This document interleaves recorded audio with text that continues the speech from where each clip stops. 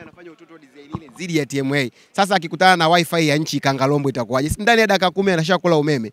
Watu hawako serious. Na walikuwa wana haki ya kutokuleta timu tarehe 8 kwa sababu tarehe 8 kilichokuwa kinaenda kuwakuta ni maafa ya kitaifa. Kwa hiyo walikuwa wana haki pia ya kutokuleta timu hiyo siku ya tarehe 8. Na siku nyingine iliyobaki ya kuleta timu ni kwenye mchezo wa FA kama tutakutana nao. Tusipokutana nao kwa hii imekwisha. Imekwisha ndugu yangu. Bwana hatuwezi tukamaliza ile jambo bila kuulizana maswali magumu. Sasa hivi tumjui nani tumfunge paka kengele. Ni nyinyi Yanga mlotumia makomando inavyosemwa au ni wao Simba kukimbia? Yanga mmetoa msimamo wenu mtaki kucheza huu mchezo tena. Lakini kwenye picha ya juu mamlaka ndio inaweza kusema mchezo upo au haupo. Yanga ikitakiwa kucheza mchezo huu unaiona kwenye nafasi gani? Kucheza kutoka kucheza? Kaka, kauli ya Yanga ni moja tu. Wao hawautambui mchezo namba 184 wa ligi kuu ya NBC kati ya Simba na wala hawatazamii kucheza tena.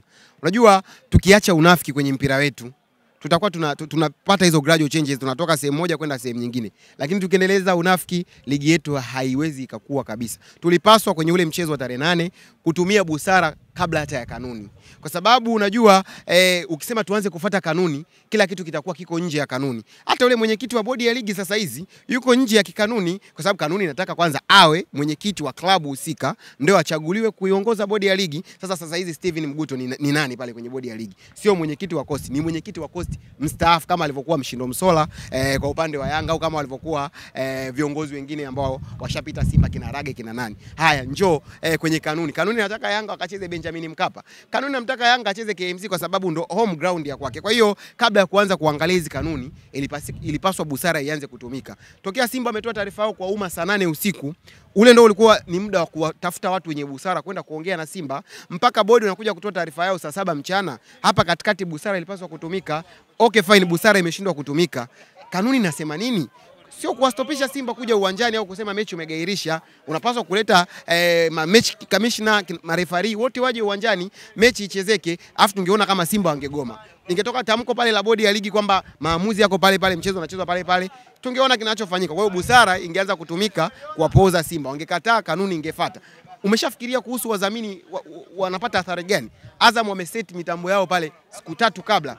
NBC wamefanya setup za uwanja siku 2 kabla. Watu wamemwaga futari pale, muda Yanga wamemaliza kufanya mazoezi wanaondoka. Watu wamemwaga futari. Ushafikiria watu waliosafiri kutoka mikoani huko Kazura Mimba, Ugweno wapi kote wakuja kwenye mchezo wa dabi ya Kariakoo. Wanarudi vipi wakati wamelipa gate collection, wamesafiri kwa gharama kubwa kweli kweli, unakuja unatoa taarifa kwamba mchezo umegairishwa. Wangekuwa na busara basi hata kwenye ile taarifa yao waombe radhi. Kama wameshindwa kuomba radhi wadhamini wanakutana nao kila siku, waombe radhi hao mashabiki ambao wametoka mkoani kuja kuangalia mchezo. Kwa hiyo busara ilipaswa kutumika mwanzoni. Hiyo busara ambao mnategemea simu ipigwe, mgeni rasmi sijui atakuwa nani, mechi ichezwe, ingepaswa kutumika zile saa pale tokea Simba ametoa taarifa kwa umma kabla ya bodi ya ligi kuja kuahirisha mechi. Mimi kwangu mimi na support viongozi wa Yanga. Unajua kwenye Biblia wanasemaga kuna mwanamke zamani na wanasemaga mwanamke akiwa malaya zamani alikuwa anapigwa na mawe mpaka anakufa.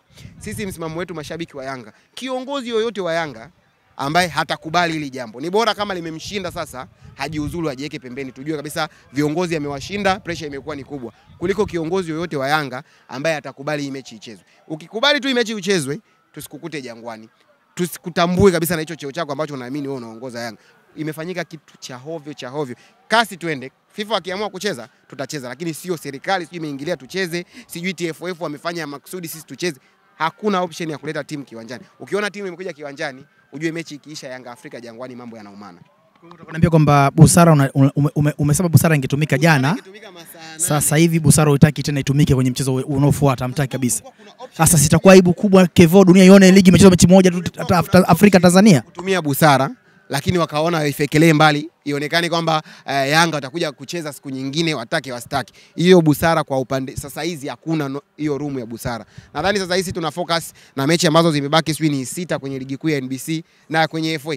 Only option ya kukutana na Vigagula wa Modewiji ni kwenye FA. Mbali na hapo watu wetu kukutana nao sehemu yote ndani ya msimu huu.